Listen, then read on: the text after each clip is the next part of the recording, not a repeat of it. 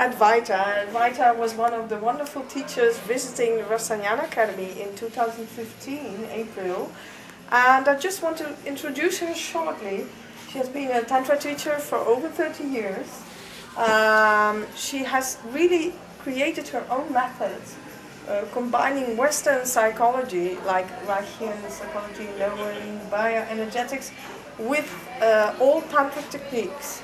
And that's what she came to teach this weekend. She had many teachings herself by Osho, Margot Anand were her teachers. And well, let's go for the questions.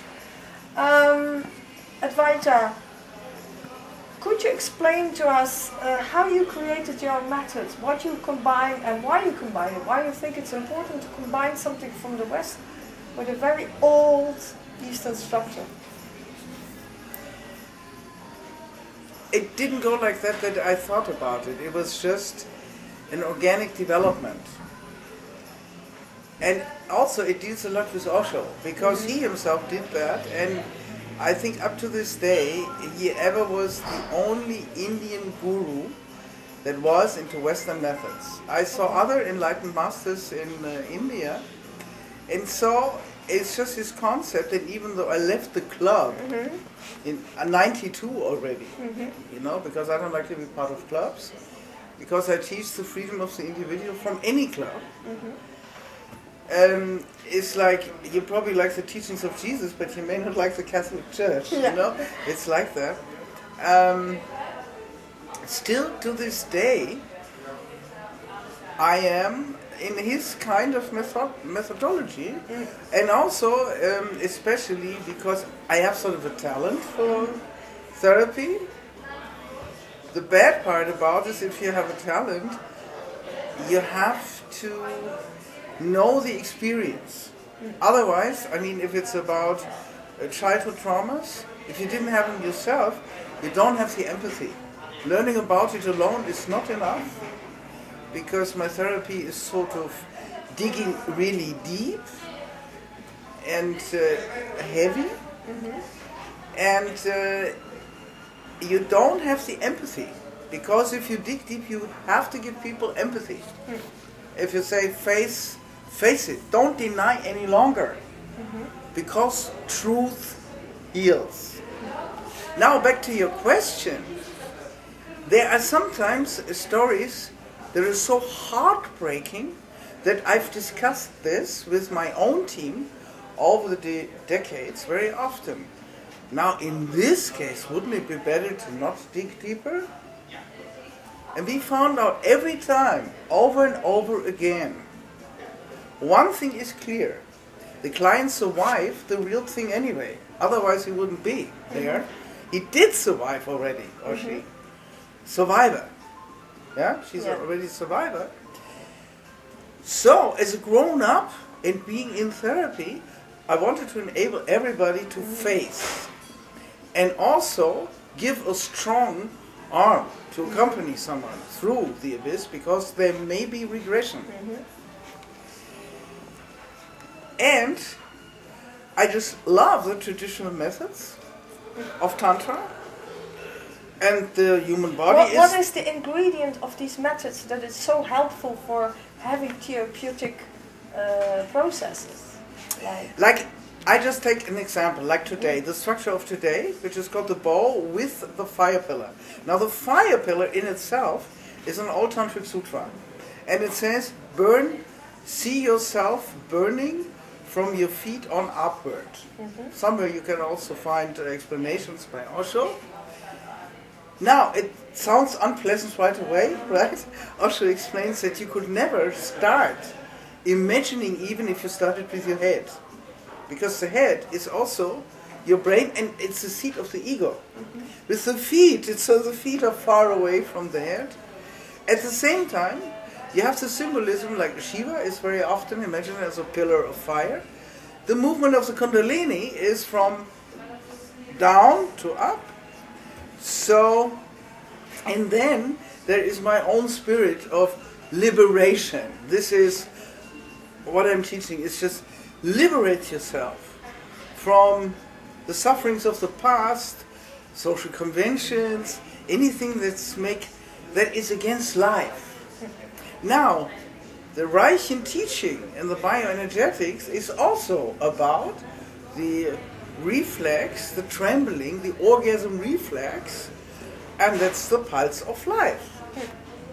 And even though, like Reich I think he never knew about Tantra, he never mentioned the word, he may not even have liked it. I have no idea, but then I don't care, because Willy is dead. Yeah. And the old Tantric rishis may not have liked it to be combined, but it doesn't matter, they're dead. Yeah. They are not there for the discussion anymore.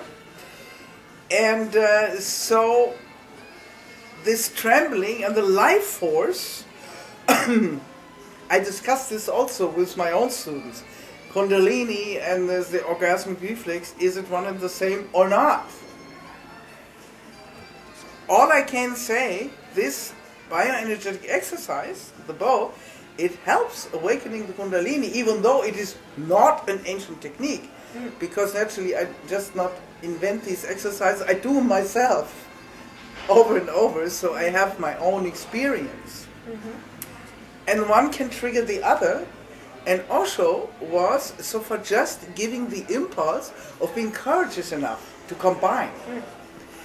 Because this Western attitude of therapy saves some people many years of meditation. Yeah. They may then use that meditation and still meditate, but they come to another level. Yeah. Faster. Through working through their problems and shadows. So bodies working through the shadows, and not and the other aspect of not only letting them go, look and let them go, like the Buddhists do a lot, but going through it. And this for me is the Tantric attitude. Even though the Tantrics didn't know about this kind of therapy, but going through, this I always thought is great. Not going around, going through. And also the non-dual aspect. Like even in Buddhism you say, you have the wrathful deities and you have the peaceful deities, and then you have the good feelings and the bad, the aggressive, the destructive. And then philosophers and Western people discuss like emotions and feelings, and it's a lot of semantics about it. Hey, if it's all one, there is no good and bad. And that thought is very frightening, and this comes from the Tantra. There are no emotions that are good emotions. I love you. Oh, you say something that humiliates me and I hate you. But why do I hate you? Because I love you. Oh, just a little anecdote comes to my mind. Decades ago, I have like love-hate thing, the oneness of polar aspects, because that's the deepest fascination that Tantra has for me. And away with the morals, where a priest tells you this is good and this is bad. This woman comes into the room, it's just some beginner's seminar, and there sits a man in the circle. And immediately she jumps at him and says, without any inhibition, I hate you, da-da-dum. So anyway, they stayed together. Afterwards they were together for 12 years, they married. So I said to her, she wasn't even beautiful, I remember that too.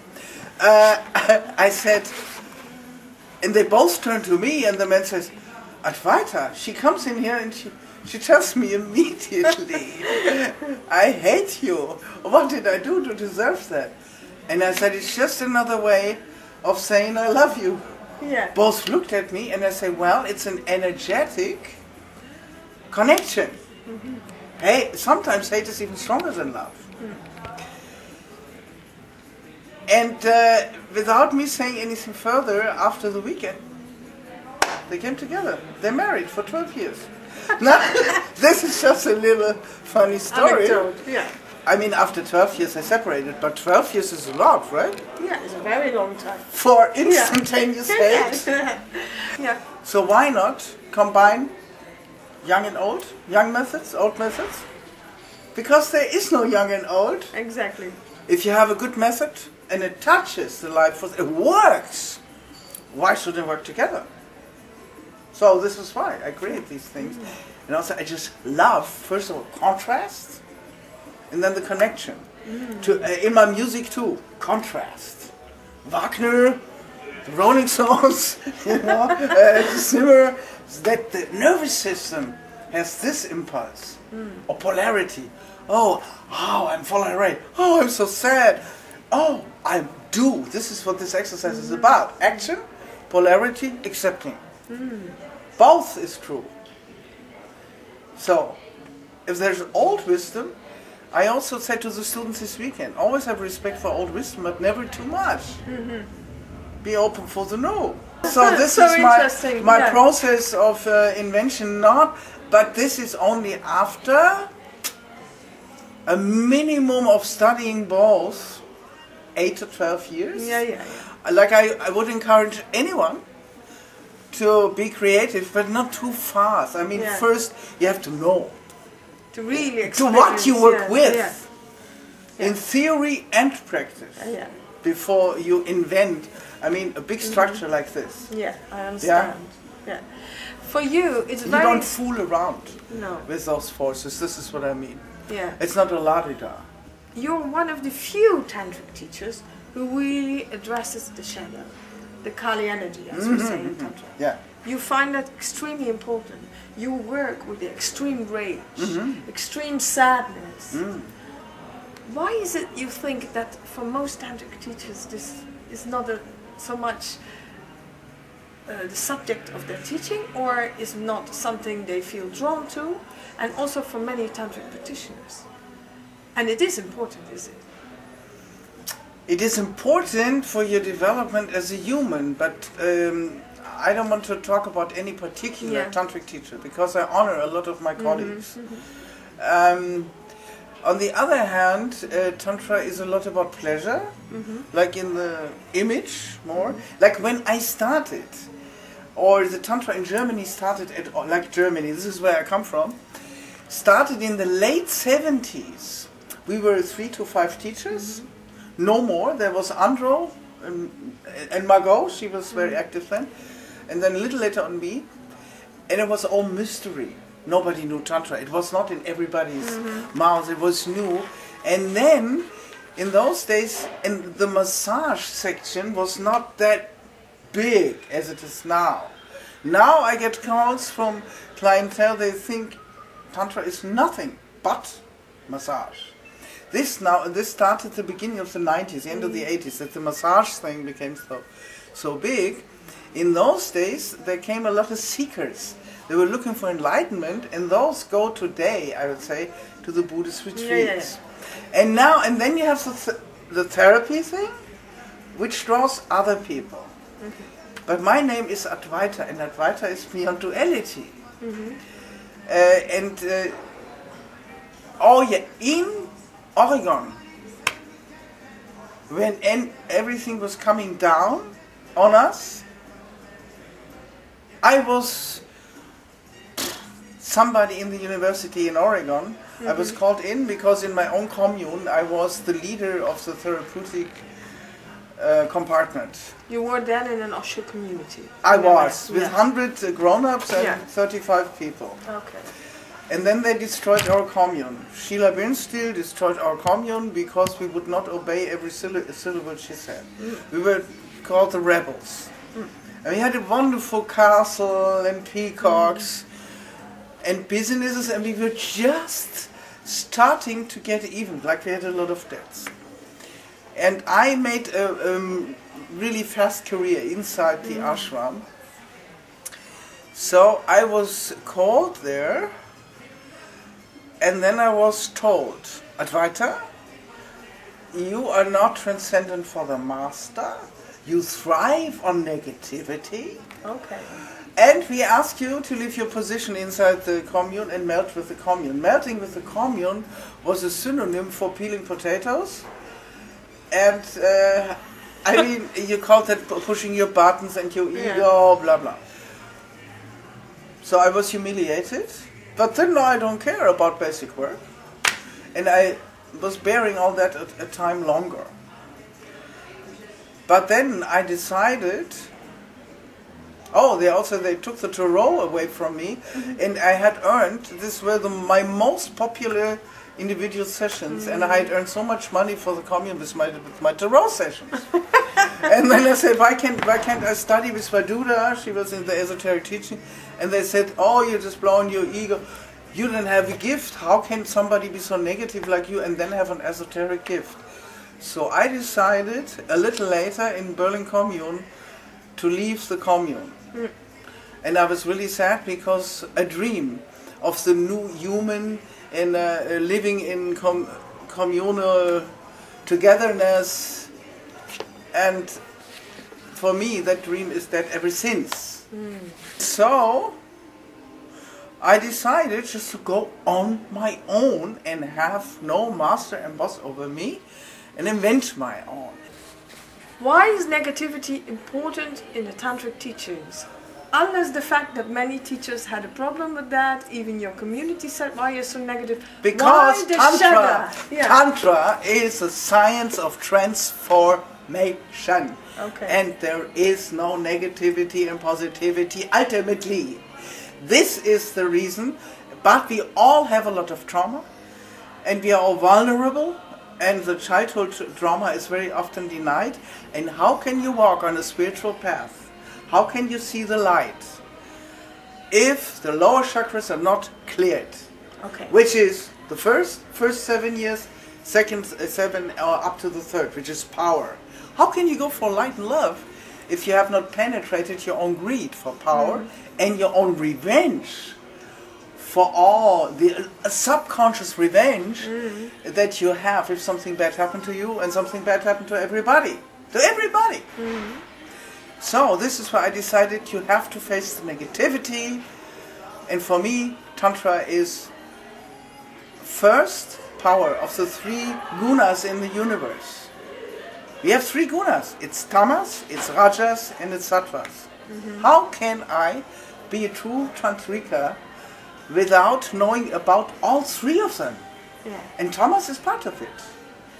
And why do teachers not want it? Well, some of them may be just afraid of it from themselves, and somebody has to be strong To work with it. And I'm just born strong. People just thought very often I have become like that through the Tantra, and I had to say, not really. It kept me strong, but I was born strong. This energy. This fire was always there. I was born like that, and I used it, and then I had my own childhood was a nightmare. So, and then I developed this therapy working with people individually. Before, when I was learning, I never even saw it. It was not ever addressed. A lot of Tantra teachers don't even use words like sexual blocks.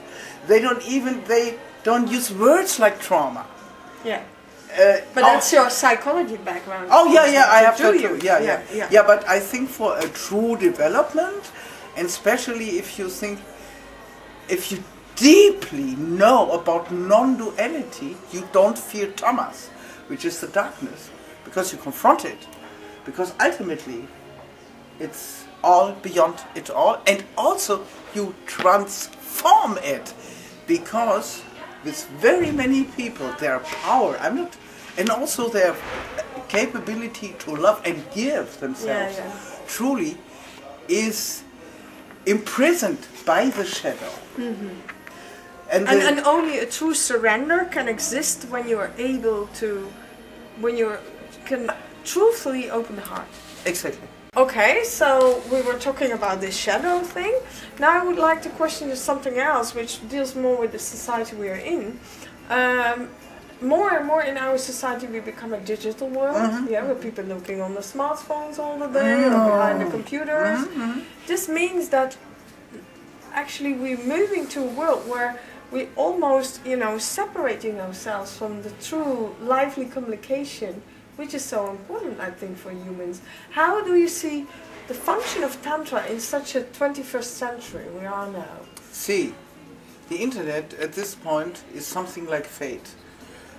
And I don't think it's just one-sided. At the same time, I say it's all one. The internet too has two sides. Now we are making this movie, and people can see it in the internet. Without the internet being there, this movie wouldn't be made. We would need a TV station asking for us. This way, we can just put it up. So that's a good thing. We don't need $1 million, nor do we even need a connection in a TV station. That's one thing. The second thing, the internet has a lot of really sinister aspects even. Like, for example, my credit card has been hacked. 2 of my websites have been hacked. Money stolen, destruction. It's like the world in the meantime. And there is no crime rising by the percentage faster than the one in the internet. It's not sexual assaults or even killing small girls or all the scandals that media blow up. The internet has the fastest growing crime rate in the world right now. And the other hand, is the first thing I learned in Tantra was the non-verbal communication. The warmth of my hand in yours. What happens because we look into each other's eyes. The eyes are the doors of the soul. And the other thing is we just can't avoid it. So we have to live with it, navigate with it, and maybe invent a new Tantra. The Tantra for the digital age, but not forget the ancient message. So and what is the message? Communicate? Touch? Surrender? Now the ultimate message is enlightenment. Okay. So, and the internet is creating an addiction, and this is the ultimate message. And there are a lot of messages for every chakra. Tantra says enjoy life. And you don't have to stay away from anything, not from good food, not from your desires. Tantra says trust your desires. Yeah? Which something with Christian religion or other religions are telling man, don't trust yourself. You know, because this is not godly. You're sinful. You're sinful. In how many ways? Now Tantra says you're not sinful. Your desires and your needs are great. And ultimately it goes for enlightenment. So and that enlightenment happens inside myself. The internet cannot help me. The ultimate thing. But even the guru cannot help you. Because you can only help yourself ultimately. Yeah? Every true guru would say, I'm just showing the way. A good therapist would say, I can support you, I can show you, I can be with you, but you have to do it. This truth always stays. So that's an eternal truth. Whatever the internet is, if it's an obstacle, overcome it. Turn it off. And how do you see that many people who get addicted now by internet porn or websites or webcam girls? Okay, that's a problem of addiction, and that has been all there ever since there is alcohol, nicotine, joints, crystal meth.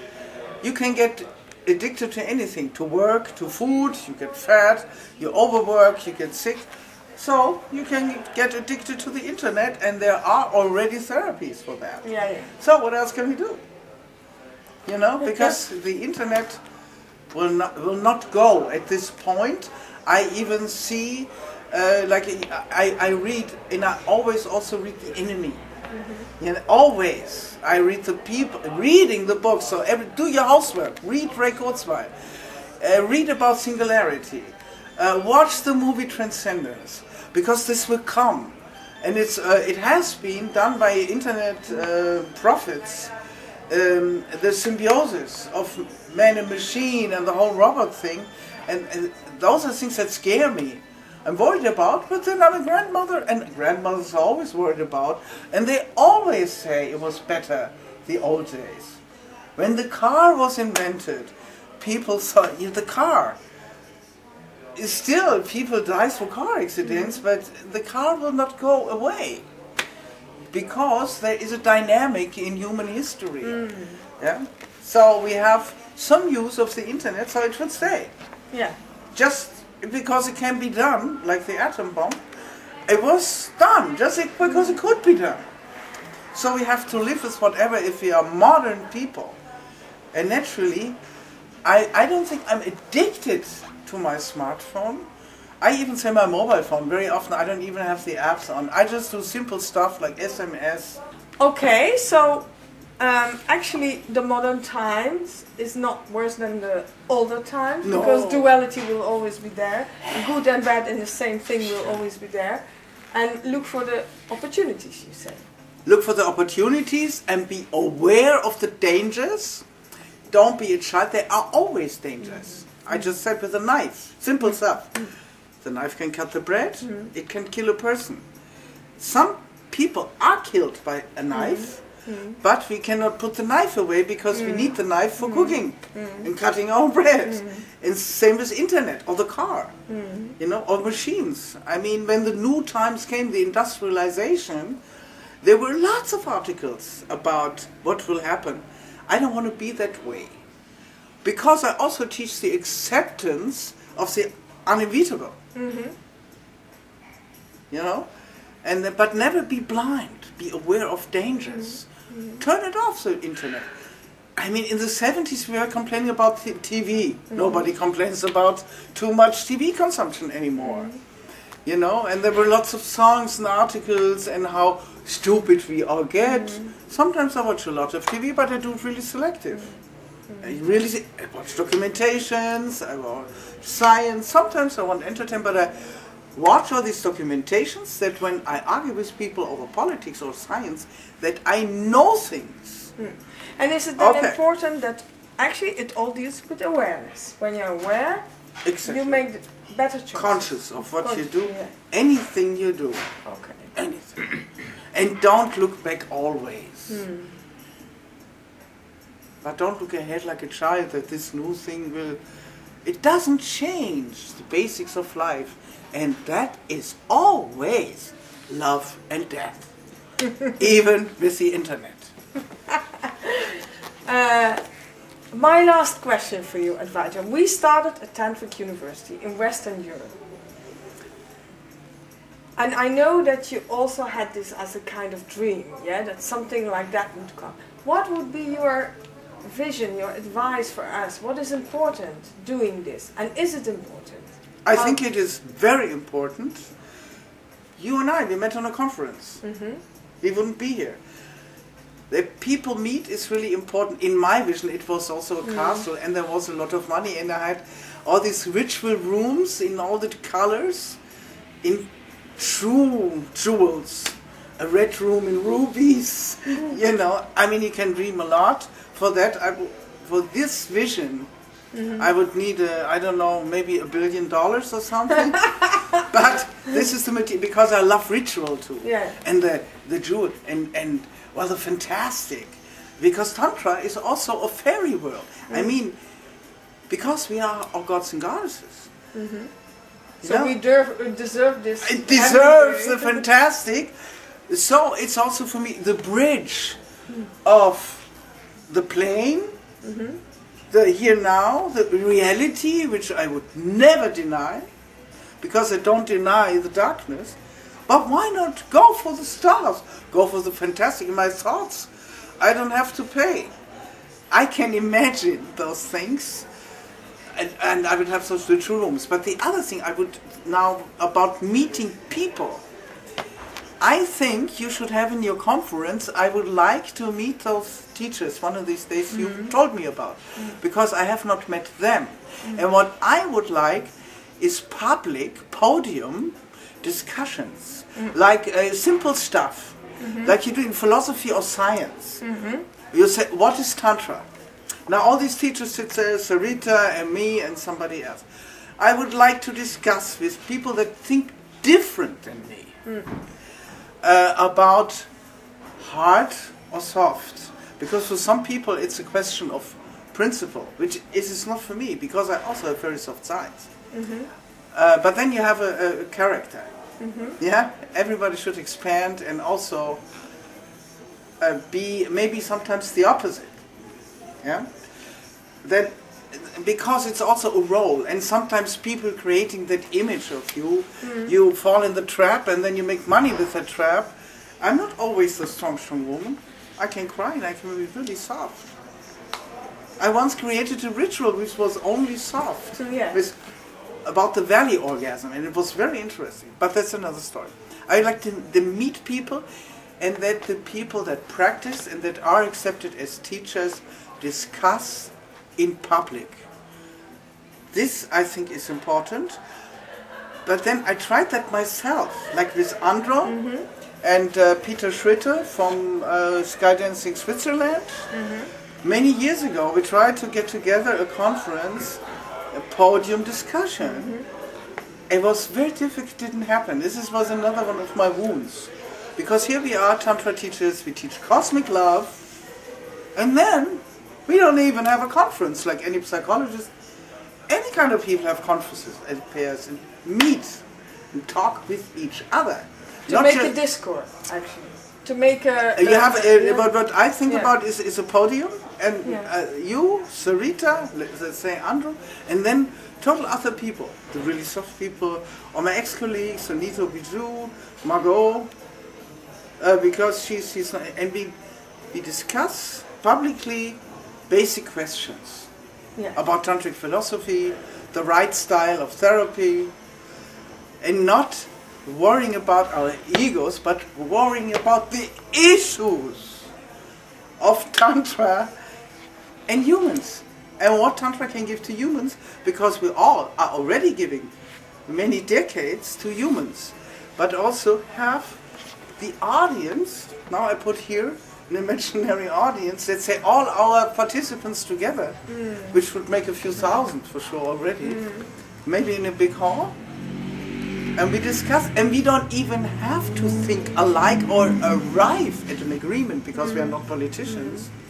I mean, the Buddhists had the dispute in their old monasteries. You always talk with respect, and you can think different. That people know, oh, Tantra is a house with many rooms. And find that one truth that is connecting us all. And that one truth is, Tantra is about this sacred union. Whether you do it only energetically, like the Kundalini Yogi or the White Tantra, it's the sacred union of polar opposites. There is that what we all have in common, and then there is the fullness of the variety. Yeah. And this, I would love you even more than I do now, if you would then organize a conference with the teachers that have been in your university already. I would like to meet them. Okay, so I can make you a promise maybe, and I will do my best, that in October 2016 there will be the biggest expo on love, intimacy and spirituality in Europe, in Amsterdam. And before that expo we wanted to organize a conference. And we could get it. I will invite. And everyone can give a lecture, we can have this dispute, and press and audience can ask us questions. Wonderful. Could you say how, in your opinion, Tantra is influencing the society? And how could maybe better... Well, the one thing is, especially in Western societies, sexuality is used everywhere. You see it everywhere. We are affluent. But what is not happening, that people are respecting each other more in their sexual acts. It is even like the sex becomes like a drug sometimes. We consume each other.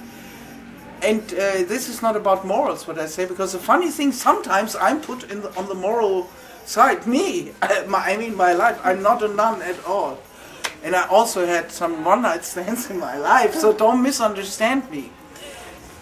It is, Tantra has the spirit of deep reverence for the other person, for yourself first, for the other person, for the other sex, and to introduce that spirit of reverence into sexuality. And this is why I would love for Tantra even to be taught in schools. Not just the sexual techniques, but the spirit of reverence, of respect for each other. Because this is what a lot of people are missing, and taking the violence out of the sexuality, taking the possessiveness out of it. But first of all, I honor you, Shiva, as the mirror of myself. So this could change our society, change that sex and crime into sex and reverence, deep reverence for the other person that I share sex with, even if we are just, let's say, world travelers, cosmopolitans, and we have a one-night stand in a hotel. We have the freedom, and we do that in deep reverence. You know? This, I think, this is my own school, I call it, at this point, the cultivation of eros, the cultivation, because the sex reality is getting more free and less repressed, no question, but the spirit of the cultivation of eros is not happening in society at large. Mm-hmm. So this would be great, to have an erotic culture and not just the liberation of sex, because it's not enough, because children are still abused, we are more free, but we don't have less sexual abuse. How does that come? Because, like even Wilhelm Reich or myself, in the 70s we thought, you know what we even thought? That powerful people like presidents don't have sex, and that power is a surrogate for sex. No, ever since Levi Strauss-Kahn, stupid Berlusconi, or Clinton, you know, having oral sex with the secretary, we know presidents have sex. By the way, it fits the teaching of the body types. Psychopaths are great in sex. But are they great in respect? Yeah. So, that even the powerful man, Levi Strauss, could have had more respect for the maid, you know, and he would be still in his office, and maybe he even would be better than Hollande. By the way, but those are other thoughts, you know. So,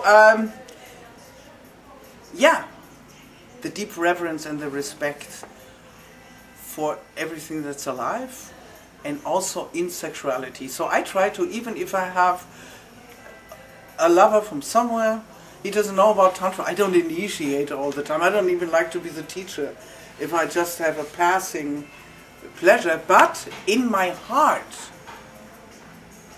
I honor Shiva inside of him. I don't say it because it would be too much. He's Shiva. He may be not the most important in my life, but he's Shiva for this night and now. And with this, and if he's a little sensitive, he feels it. I don't have to tell him the whole thing. You know? And I don't use obscene words, not even inside. Because the language you use, inside, thinking about things, talking about things, it's a world. To me, it's a world already. And I have more sublime pleasure. With more sublime pleasure initiated into the world, we have less violence connected with sexuality. Thank you. Thank you. Great teacher.